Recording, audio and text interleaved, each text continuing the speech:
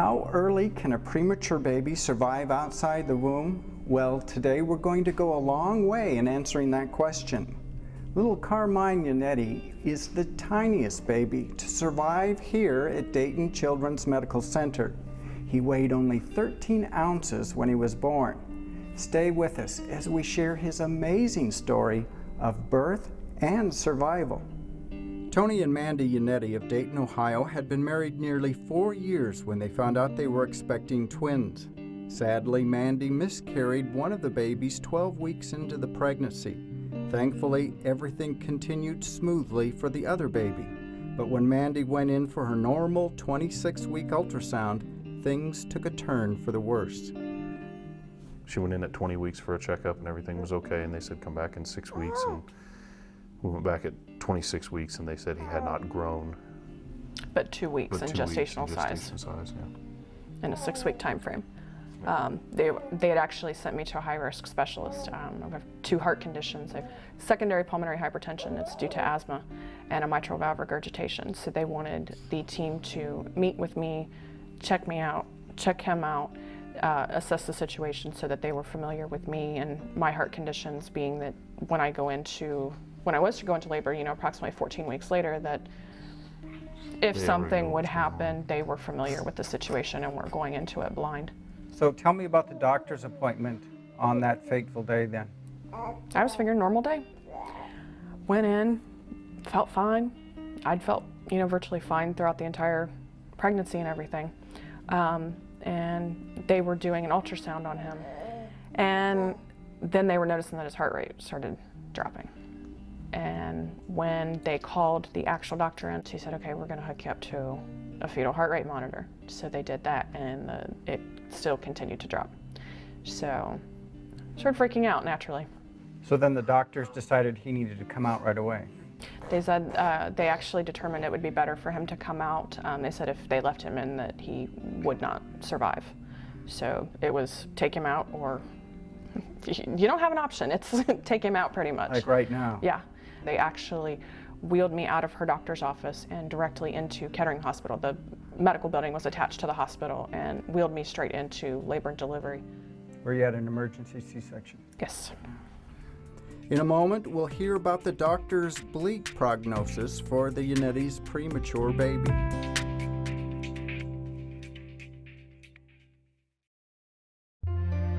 Look around you. We're surrounded by people who courageously face difficult obstacles life has thrown in their paths. Tune in each week to meet people who show there are positive, godly solutions to tough, critical situations. This Emmy Award-winning show tackles challenging life issues such as abortion, stem cell research, and adoption, and shows every human life is valuable and precious.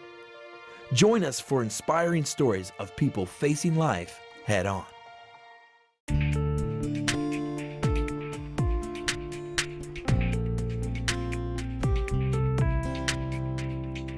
After Mandie Yannitti delivered via an emergency C-section at 26 weeks, the doctors immediately whisked baby Carmine away. They transported him to Dayton Children's Medical Center and admitted him to the newborn intensive care unit. Though he was still alive, the prognosis for little Carmine was grim. They had all the doctors in the world coming in. They had a neonatologist coming in telling you what could go wrong, what problems he could have, giving you the gloom and doom of everything. The worst possible news. Worst possible news. And they essentially sat us down and just flat told us that he had a 15% chance of survival. So what did they do then with Carmine?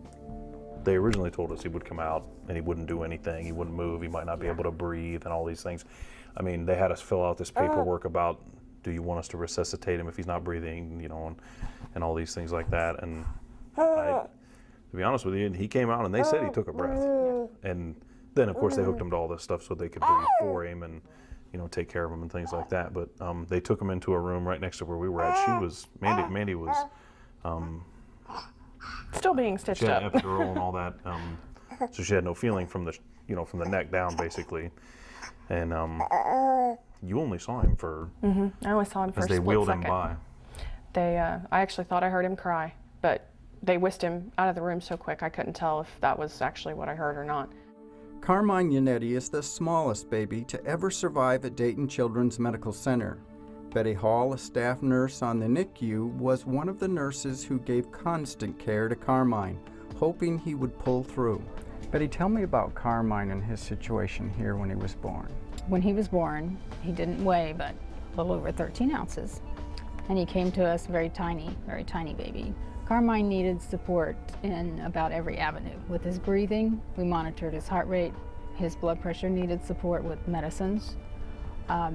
His skin was very fragile. We couldn't put our regular leads on to monitor heart rate. We had to do it through a line in his umbilical cord, which we also used to give nutrition.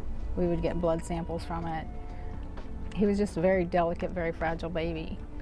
And I've noticed from being here on the NIC unit that things tend to be very quiet for the child, a little bit on the darker side. Correct. We try to mimic what it's like for them before they're born. It's a quieter environment, it's a darker environment. Some of the beds you'll see have covers on it, and Carmine's did as well, to keep it even that much darker inside.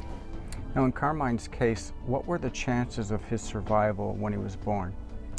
I don't know the exact percentage they gave him. I know it was low, from what the neonatologist had talked to the parents.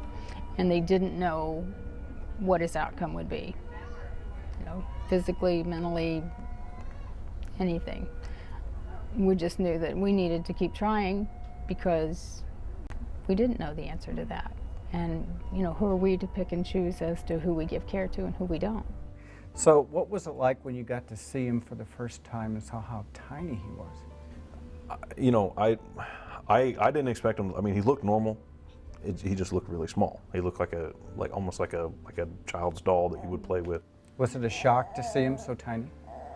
I mean, it was, but not as much as you would think, because I was kind of prepared for it, because they said, you know, he's going to be really small and all these things, and I wasn't expecting him to be big. So, you know, it would be different if she was in regular labor and it had been 40 weeks and he came out and was this big. You know, I was kind of expecting him to be small. He was like a little mini version of himself. So. Now, how long did he remain in NICU? 103 days. And what was that time like for you as parents? It was strange, because it was, you know, you come home, you try to sleep. You don't know if you're going to get a phone call in the middle of the night as to if he's having problems. Just try and make the best of it, and it was, you had a second home, and that's where I was every day. It was come, get up, get ready, at the hospital all day. And then they sometimes, especially when he was having, you know, when he would have issues or have a bad day, then it was, he was kicking me, he was pulling me out of there saying, okay, you know, I'm sorry, it's not going to do you any good to sit here with alarms going off all night. It's not going to do him any good to know it, you know, that you're here and you're upset. You need to go home. And it's hard because it is, with the parents, it's an open facility 24 hours a day that you have access to your child. And then voice of reality says, okay, you're not going to do them any good if you're not doing yourself any good, so you need to go home. And it was hard. After many stressful and scary days in the NICU, Carmine was finally able to come home 1 week after his initial due date. He was still on oxygen and heart monitors, but the doctors and nurses had well prepared the Yannittis to take over his care. Though still nervous, Tony and Mandie were relieved to finally have their son at home. So what was it like the day you got to bring him home? Scary, but nervous and anxious all at the same time. It was really happy, but scared with the oxygen and everything, not knowing, you know, they have all the monitors and the bells and whistles at the hospital. So you knew instantly if there was a problem, if his heart rate was dropping, if, you know, if his oxygen saturation level was low, or if it was, you know, too high. And not having that constant monitor there dinging and telling you, okay, there could be a problem here, check it out. Now, we did have a heart rate monitor. An apnea monitor. And an apnea monitor. Yes. And you had oxygen tubes running everywhere and things like that. I mean, so we knew if something was really going wrong, but it wasn't as on tight of a restraint as it was at the hospital. When we return, we'll learn how recent medical advances make it possible for babies like Carmine to survive at such a premature age.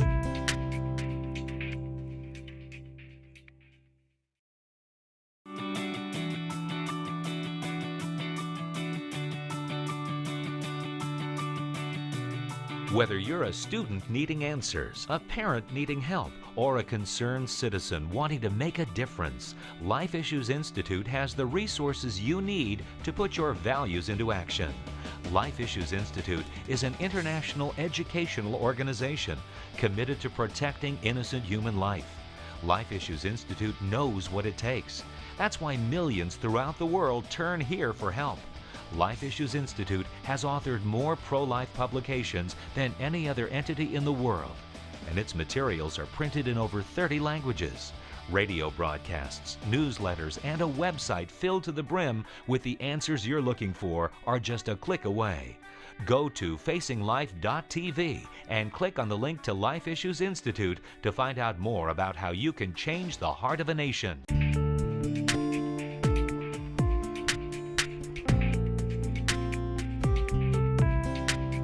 Dr. Angela Jackson has been a practicing OB/GYN in Springfield, Ohio for the past 7 years. Since then, she's seen babies surviving outside of the womb at earlier and earlier stages.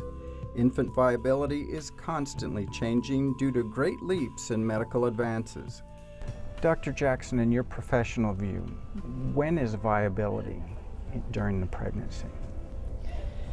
I think that's a changing concept as medical advances continue to change over time.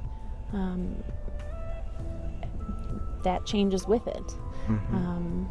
Years ago, before medications that could help the lungs open up, before ventilators that would keep the lungs ventilated and oxygen getting to the baby's brain and heart, they would let the babies pass away.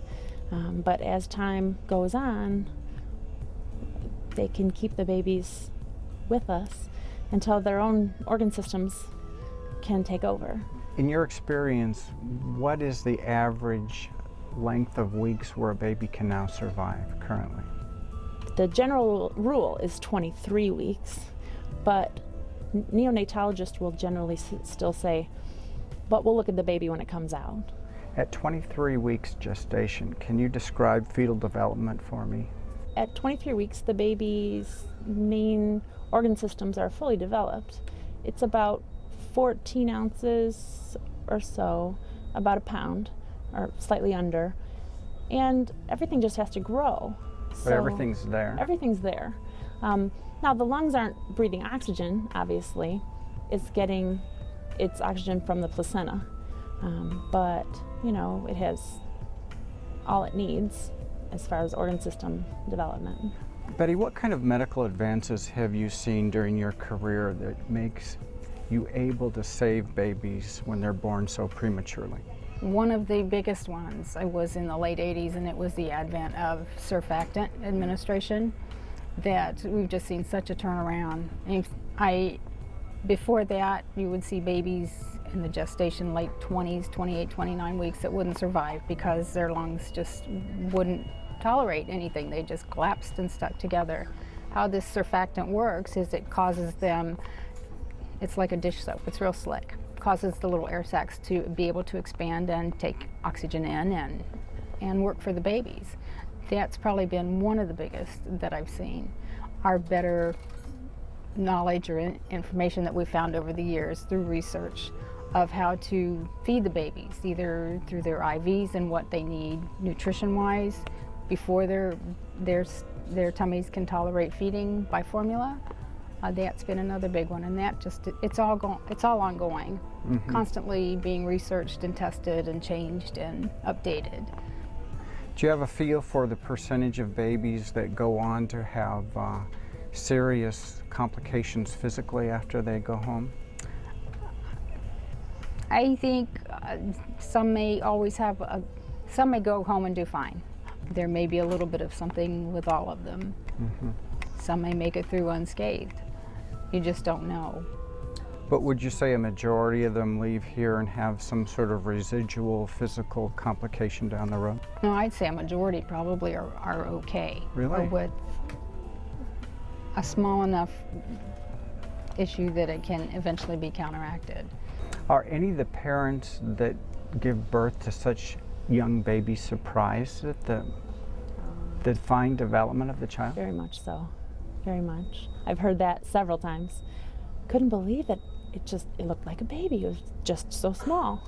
Do you think that viability is a good way to measure the legality of abortion?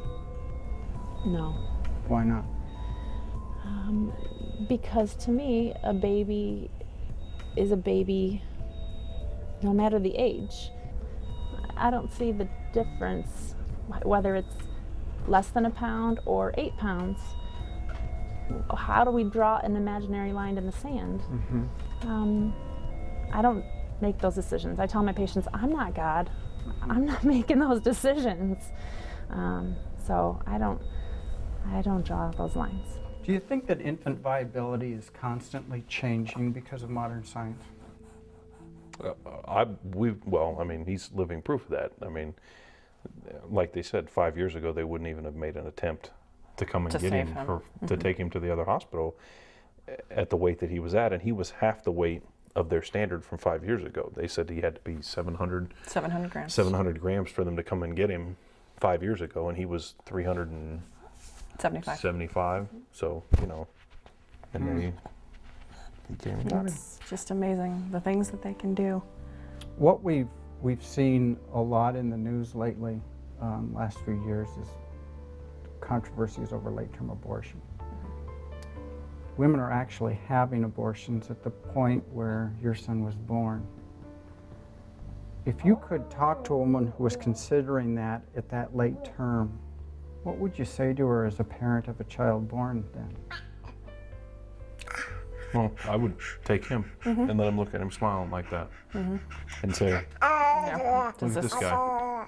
And then I'd show him a picture and say, he looked like a normal baby. He just was small. Coming up, we'll hear how Carmine is doing today.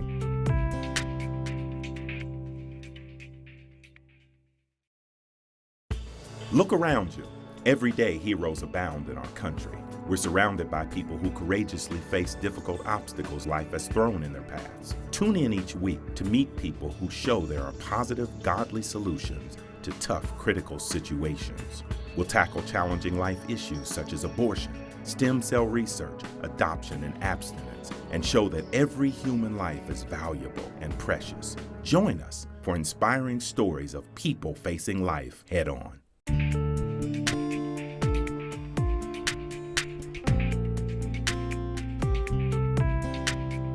Surviving a birth weight of only 13 ounces is truly a remarkable feat. Today, Carmine Yannitti is beating all of the odds when it comes to his health. The only major complications he's experienced were a need for a heart surgery to close a valve and laser eye surgery. At Christmas time, he was taken off oxygen and recently discharged from routine cardiologist appointments. Carmine is a joy and blessing to Tony and Mandie, and they found a special way to commemorate their little miracle last Mother's Day. Mandie, I understand that you have a permanent reminder of just how tiny Carmine was. Yes, it was actually Tony's idea. He said, okay, let's get tattoos. That's okay. We've both had them before and everything, so let's do tattoos. He said, why don't you get his footprints tattooed on you? So we went with the top of the foot, and they took the actual card from the hospital that had his ink footprints on it from when he was born, and they copied it and put it directly on top of my foot then. How old was he when those prints were made? That was the day he was born. The day he was born. Oh, wow. Yeah, that was immediately after they'd taken him out. They did his handprints and his footprints. And what did you have done? I just got his name on my arm with our initial. Can you imagine life without little Carmine? No. I don't want to. Has this trauma frightened you from considering more children? Yes and no. It's, you know, like the doctors have said, if I get pregnant again, it could be a completely normal pregnancy with no complications. And this, you know, was all a fluke, that they can't, you know, predict it, they can't prevent it from happening, but the next one could be just absolutely peachy and smooth and not a problem in sight. Carmine's health and survival never would have been possible if not for the wonderful staff at the NICU. All of the nurses became attached to little Carmine, particularly Betty Hall. Fortunately, she and the others get to see Carmine when he comes to visit. Watching these precious babies leave the NICU and thrive at home makes all of the hard work worthwhile for Betty and her fellow nurses. That's where you get your reward. And, you know, that's what brings you back. You know, sorry. It's all right. You know, it just keeps you coming and keeps you trying to do the best you can. What advice do you have for parents who find themselves in such a dire situation as Carmine's parents did?